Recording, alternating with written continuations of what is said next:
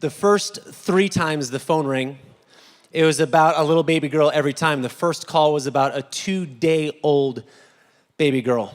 Second call was about a 2-week-old baby girl. And the third call was about a 2-month-old little baby girl, all of them needing a place to live and someone to care for them.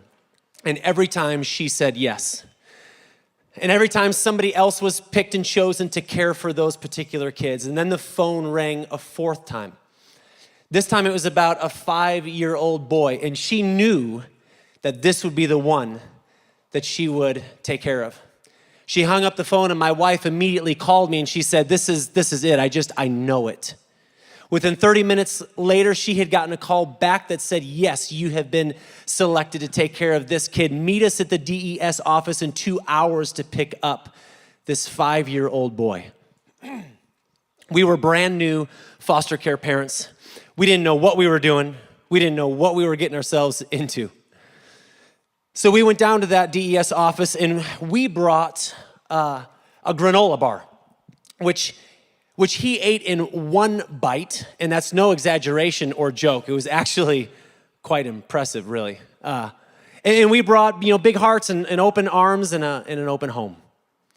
And he brought a trash bag that had nothing in it except 1 white toy robot that he liked to play with. No clothes except what he was wearing. He brought a level of anger and brokenness, though, that I had never seen before in any 5-year-old child. And that began an 11-month journey of us with him. An 11-month journey that was one of the hardest 11 months that we have ever lived. I mean, don't get me wrong. I mean, there were some good points. There were some high moments. But overall, it was incredibly hard and challenging. I remember looking out my window in the backyard and seeing him get angry at my 3-year-old son. At that time, he was 3, and giving him the finger. And of course, my 3-year-old had no idea what was going on. I'm not even sure if he knew what was going on, but I just knew this isn't good. I remember when he got so angry one time that he threw his head back and headbutted my wife and busted her lip. I remember the countless calls from school and from where he went after school for childcare that called us and said, you need to come get him because he's cussed out a teacher, he's punched a kid, he's bit a child, and you have to come get him right now. I also remember the time when he went for one of his visits to go see his biological mom, and she didn't show that day. It wasn't the first time that she hadn't shown. It wouldn't be the last time. Dad was nowhere in the picture. We came home that night, and Jula's putting him to bed and tucking him in, and he said, referring to his biological mom, she don't want me no more, does she? Which is a pretty tough thing to answer because you know that he's basically right. We learned a lot of things in those 11 months with him. One of them was that in his incredible brokenness that he had going on inside of him also came an incredible amount of bondage. A bondage to things like, I don't know where I belong. Bondage of not being able to answer the question, who really loves me? And why don't the people that are supposed to love me the most, why don't they love me or want me anymore? The bondage of who am I? Who am I? We continued doing foster care for some years after that. We ended up adopting 3 kids after that. I've seen this over and over and over again. In the brokenness comes incredible bondage. You heard Matt say at the beginning of our service today that it's sponsorship Sunday. We've got kids all around the stage here. These kids too are in their own type of bondage we'll talk a little bit about later. What I want us to do now is I want us to think for a few moments, think with me, of the bondage that we have all been in.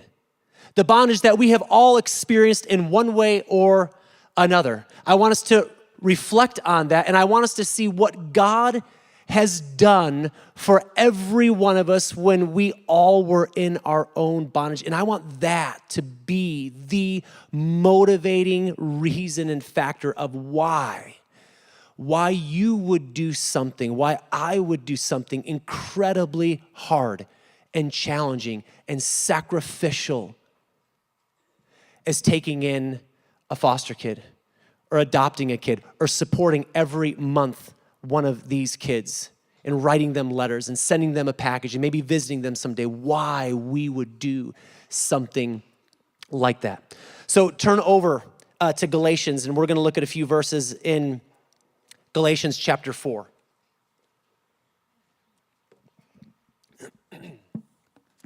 Galatians 4, and we'll start right at verse 1. And Paul says, I mean that the heir, as long as he is a child, is no different from a slave, though he is the owner of everything. But he is under guardians and managers until the date set by his father. In the same way, we also, when we were children, were enslaved to the elementary principles of the world. So Paul starts out and he says, hey, kids, when they're minors, when they're underage, in some ways they're really no different than a slave in that they don't have anything. Now they've got a big inheritance coming to them, right, at this date set by their father, maybe when they're 17, 18, whatever that age is, when they're going to receive this inheritance.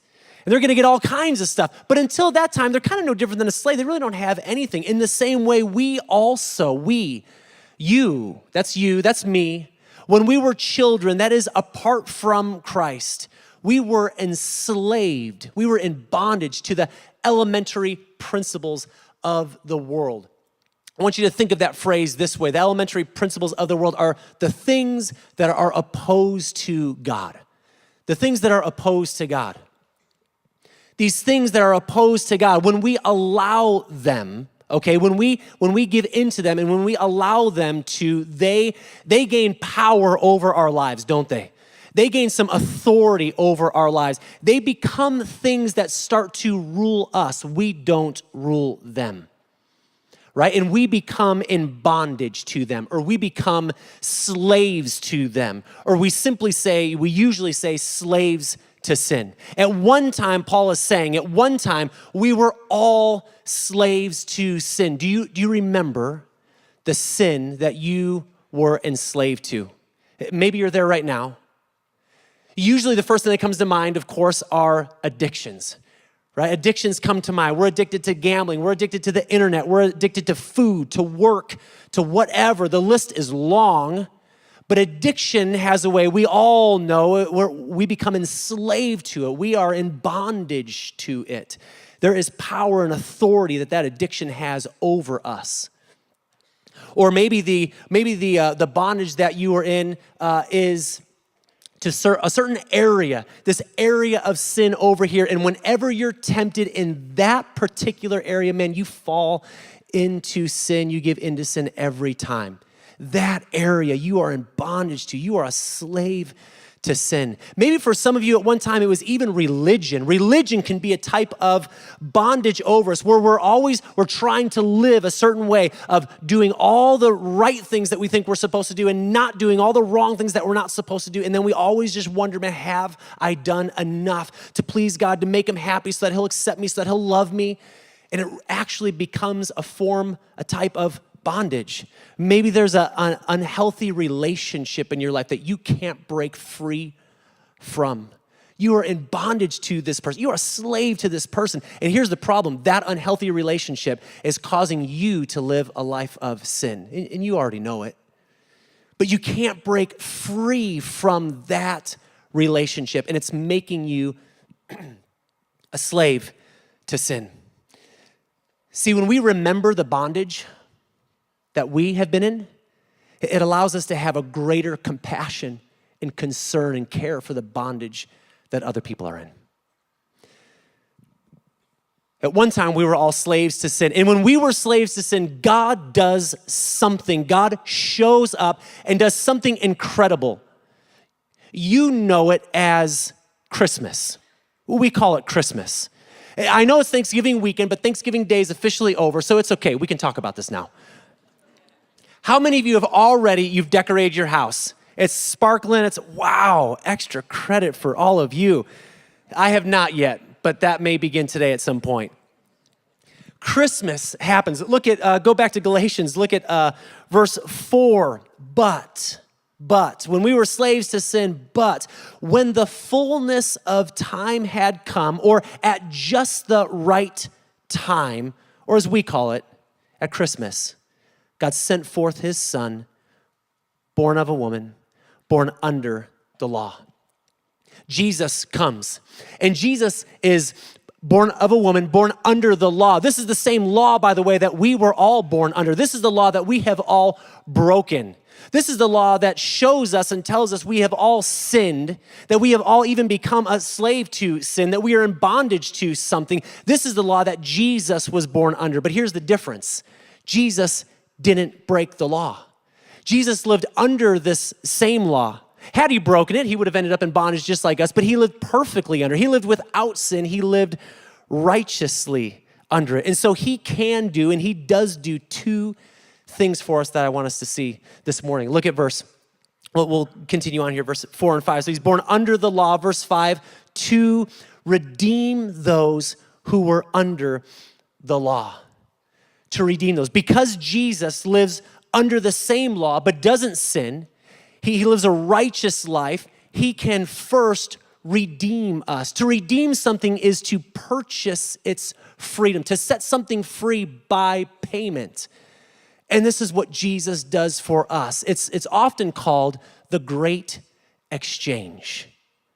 The Great Exchange is this. We are slaves to sin, like we've already said. We are in our shame and our guilt and our condemnation. We are even under a curse, which is death that comes as a result of our sin. That is the state we are in bondage, hopeless.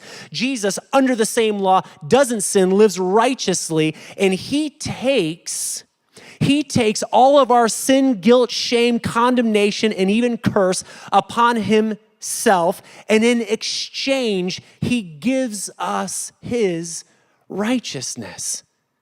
He gives us his righteousness. In 2 Corinthians 5:21, Paul says it this way. Look for this exchange. For our sake, he made him to be sin who knew no sin, so that in him we might become the righteousness of God. It's the great exchange. But here's the thing, he doesn't just stop there. I mean, it would be one thing, and it would be incredible if Jesus said, you know what I'm gonna do for you? I've lived perfectly under this law. You know what I'm gonna do for you? I'm gonna take all your sin and guilt, and I'm gonna give you my righteousness in exchange. I'm gonna redeem you. I'm gonna purchase your freedom and set you free from your bondage, set you free from your slavery. That would be incredible. But he takes it a whole huge, massive leap beyond that. Look back at verse 5, he came to redeem those who were under the law so that we might receive adoption as sons. And because you are sons, God has sent the Spirit of his Son into our hearts, crying, Abba, Father. Jesus redeems us, and then he says, I'm going to adopt you. I'm going to make you mine. You belong to me. In the word sons that we read, or sonship, that's the legal term that was used of adoption in first century Rome. It included females.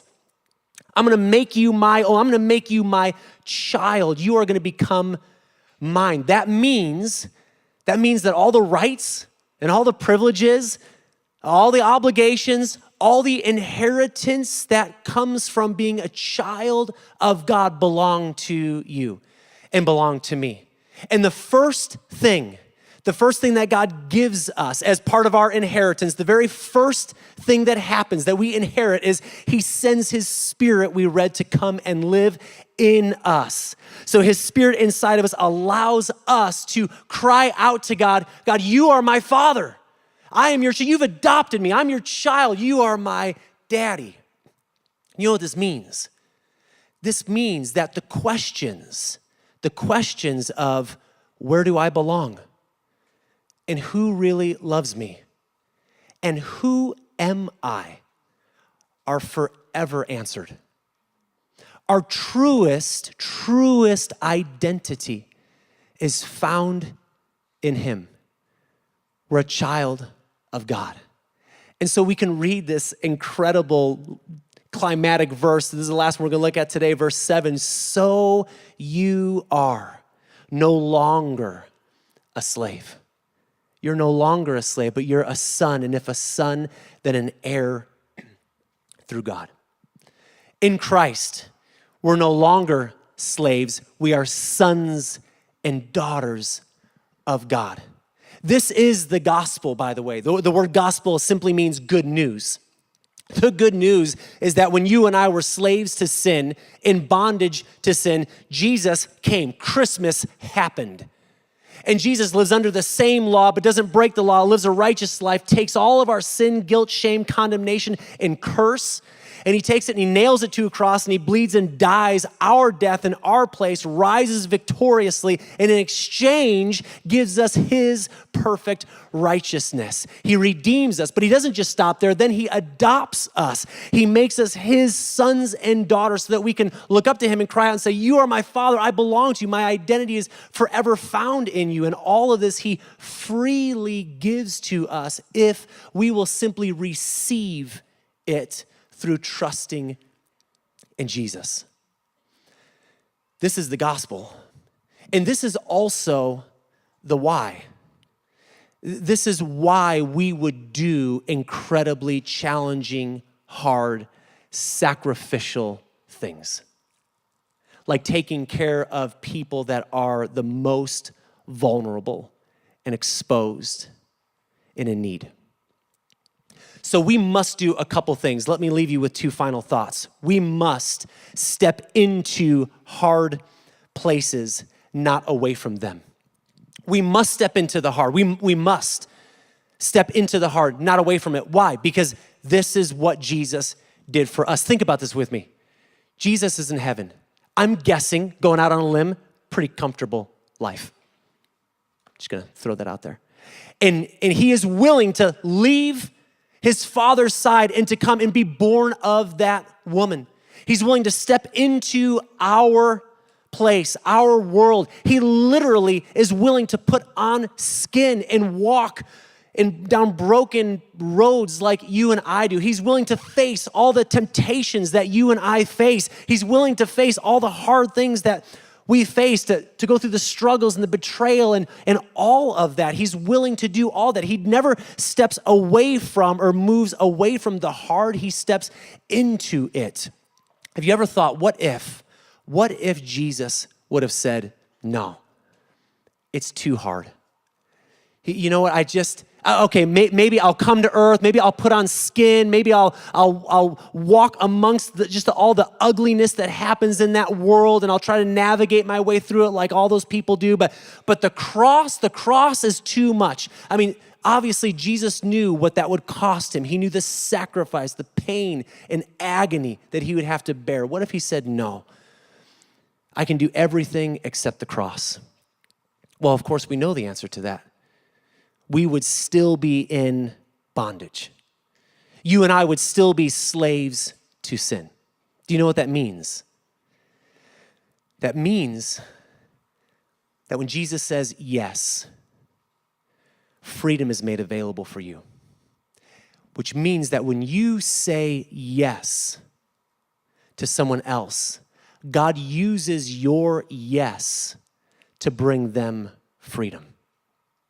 In fact, your yes to stepping into the hard, not away from it, your yes to that may be the final yes God uses to completely transform and change someone's life, to bring them out from under the bondage of no clean water, no food, no education, no medical, to bring them out from that bondage, to bring them out from the bondage of who really loves me, where do I belong, and instead to free them from that, to share the love of Christ with them so they could know the ultimate spiritual freedom found in him. Your yes may be the final yes that allows someone else to find freedom in Christ and ultimately to become a son and daughter of God.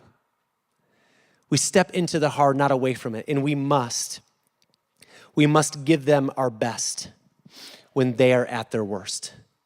We must give our best when they are at their worst. Isn't this exactly what God, again, did for us? When we were at our worst, slaves to sin, helpless, unable to save ourselves, in desperate, desperate need, God gives us his best. He doesn't throw a program at you. God doesn't throw a formula at you. God doesn't say, you know what, I'm gonna give you plan B or C. God says, I will give you my one and only son.